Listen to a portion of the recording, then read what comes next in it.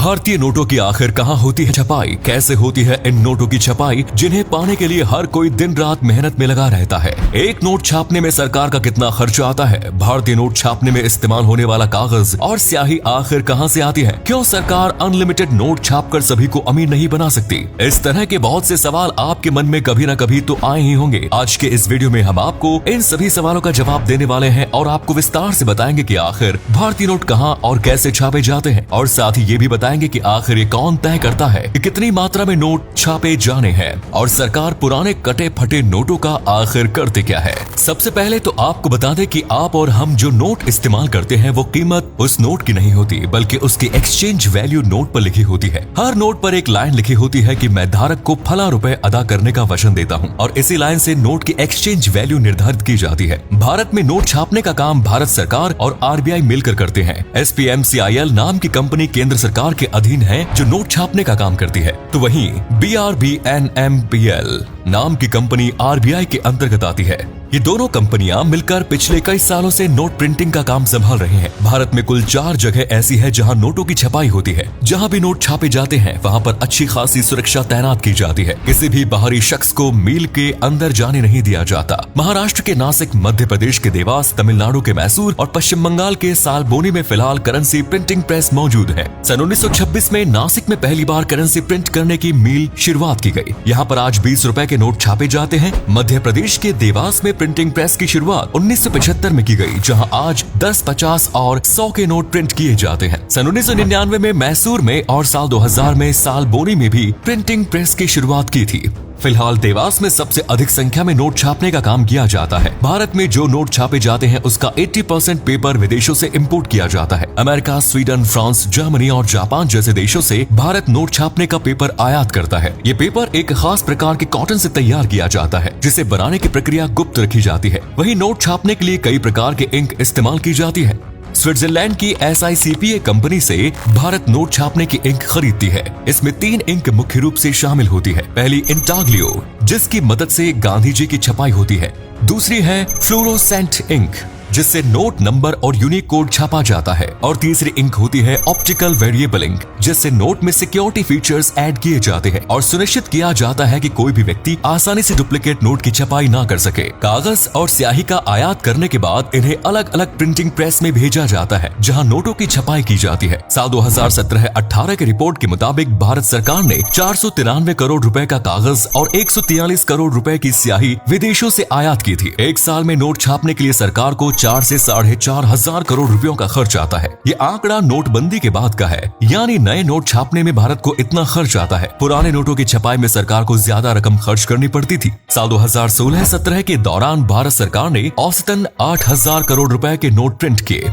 2,000 रुपए का नोट छापने में सरकार को 3 रुपए 53 पैसे का खर्च आता है। 500 रुपए का नोट छापने में 2 रुपए 65 पैसे, 200 रुपए का एक नोट 2 रुपए 48 पैसे में और 100 रुपए का एक नोट 1 रुपए 51 पैसे में प्रिंट होता है। 50 रुपए के नोट के लिए सरकार को 1 रुपए 22 पैसे की राशि खर्च करनी पड़ती है, और 10 और 20 रुपए के नोट छापने में 1 रुपए के आसपास का औसतन शुल्क आता है। कई बार नोटों की क्वांटिटी के आधार पर इस रकम में थोड़ा बहुत उतार चढ़ाव होता रहता है। बात करें सिक्कों की तो मुंबई, कोलकाता, हैदराबाद और नोएडा में टकसाल मिल मौजूद है और यहाँ पर सिक्के बनाने का काम किया जाता है। सिक्कों के अलावा मेडल्स और विशेष अवसर पर जारी किए जाने वाले सिक्के भी इन्हीं टकसाल मिल में बनाए जाते हैं। एक सिक्के को देखकर बताया जा सकता है कि आखिर वो सिक्का कहाँ बना है। जैसे अगर सिक्के में रुपए के नीचे डायमंड का निशान बना है तो इसका मतलब है कि वो सिक्का हैदराबाद में बना है। वहीं डॉट के निशान वाला सिक्का नोएडा में बनता है। नोट और सिक्कों की छपाई होने के बाद उन्हें रिजर्व बैंक की अलग अलग ऑफिस में लाया जाता है। देश में कुल 19 RBI के ऑफिस मौजूद है, जो अहमदाबाद, बेंगलुरु, बेलापुर, भोपाल, भुवनेश्वर, चंडीगढ़, चेन्नई, गुवाहाटी, हैदराबाद, जयपुर, जम्मू, कानपुर, कोलकाता, लखनऊ, मुंबई, नागपुर, नई दिल्ली, पटना और तिरुवनंतपुरम में स्थित है।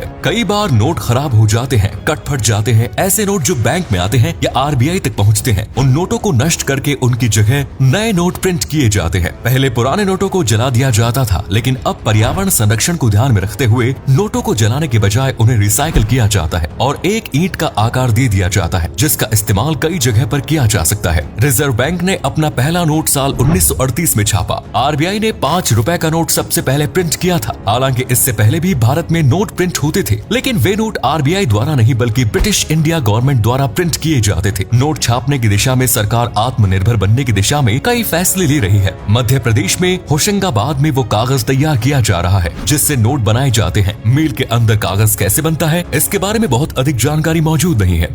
सुरक्षा कारण को मद्देनजर रखते हुए इस तरह की जानकारी गुप्त रखी जाती है। वहीं कुछ समय पहले आरबीआई गवर्नर शक्तिकांत दास ने मैसूर में वर्णिका नाम के एक कंपनी का उद्घाटन किया। ये कंपनी भारतीय मुद्रा के लिए इंक बनाने का काम करेगी। एक साल में 1500 टन स्याही का निर्माण यहाँ पर किया जाएगा। इसके अलावा सिक्किम में भी भारतीय नोट बनाने में इस्तेमाल किए जाने वाले इंक बनाने का काम किया जाता है। हमारे देश में नोट कितनी संख्या में प्रिंट होंगे, इसका फैसला सरकार और सेंट्रल बैंक मिलकर करते हैं। वैसे तो सेंट्रल बैंक को ही इसकी जिम्मेदारी सौंप दी जाती है। नोट प्रिंट करते समय आरबीआई के पास 200 करोड़ रुपयों का रिजर्व मौजूद होना चाहिए। एक देश में नोट छापने के कुछ नियम होते हैं। देश की जीडीपी, ग्रोथ रेट और रिजर्व फंड के अनुसार नोट छापे जाते हैं। आसान शब्दों में समझाएं तो देश में गुड्स एंड सर्विसेज के कुल मूल्य के बराबर नोट प्रिंट किए जा सकते हैं। आपके मन में एक सवाल कभी ना कभी आया होगा कि जब सरकार के पास नोट छापने की मशीन है तो सरकार बहुत सारा पैसा छापकर देश से गरीबी दूर क्यों नहीं कर देती?